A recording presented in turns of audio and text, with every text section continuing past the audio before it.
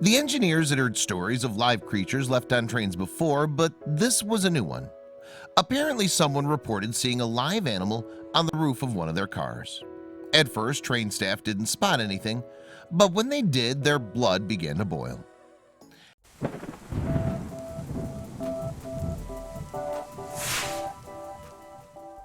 Alan Au and Michael Ortega were both from the Burlington Northern Santa Fe Railway, or BNSF. The pair are veterans in their business. Au has 12 years of experience and Ortega has more than 20. So you'd be forgiven for thinking they'd seen and heard it all before.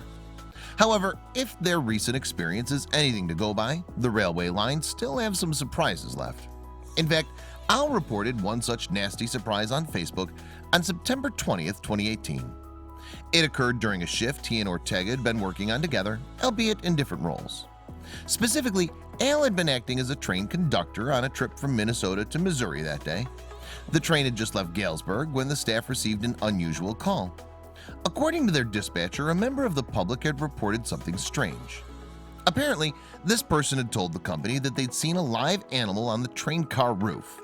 Of course, as a result of his time in the railway business, Al had heard similar tales before, but neither he nor Ortega had actually come across anything like it in the past.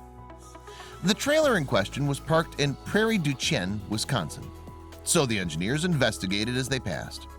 Initially, it didn't look like they'd find anything, but eventually they came across a lumber car, which is a flat-top trailer usually reserved for transporting construction materials, such as wood or sheetrock. We went real slow, almost to the end of the train, and parked at the end was a lumber car. Au explained to website The Dodo. I thought that must be it.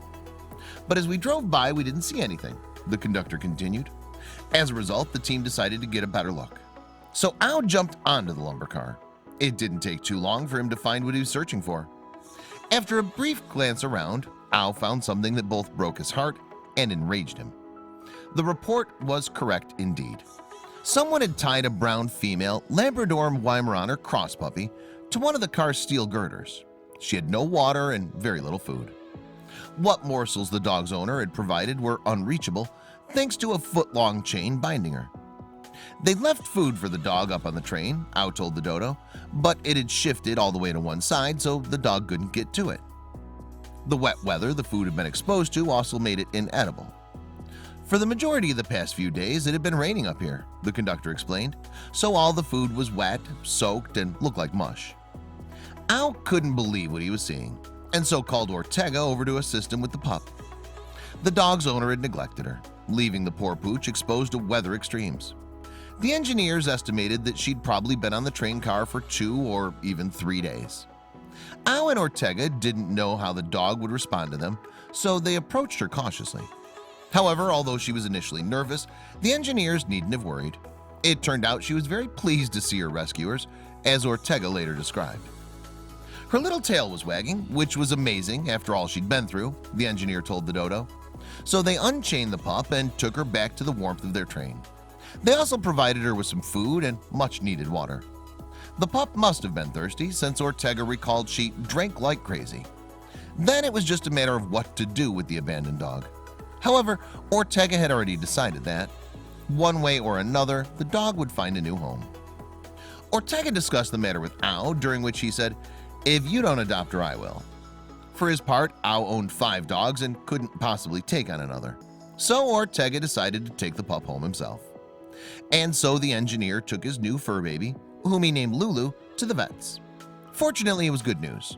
Aside from being a little underweight, she was healthy. And on Lulu's first night in her new home, both Ortega and his wife fell in love with the pup. "We stayed with her, watching her like new parents would," Ortega said. "It was just so sweet. She's a very good girl." And not only did Lulu get a pair of loving humans, she also found herself with several new doggy brothers and sisters. They all play and bring toys to one another, Ortega described. And it's awesome to watch because that's how it should be. She fits right in. It's like she came into our home and she's been there the entire time.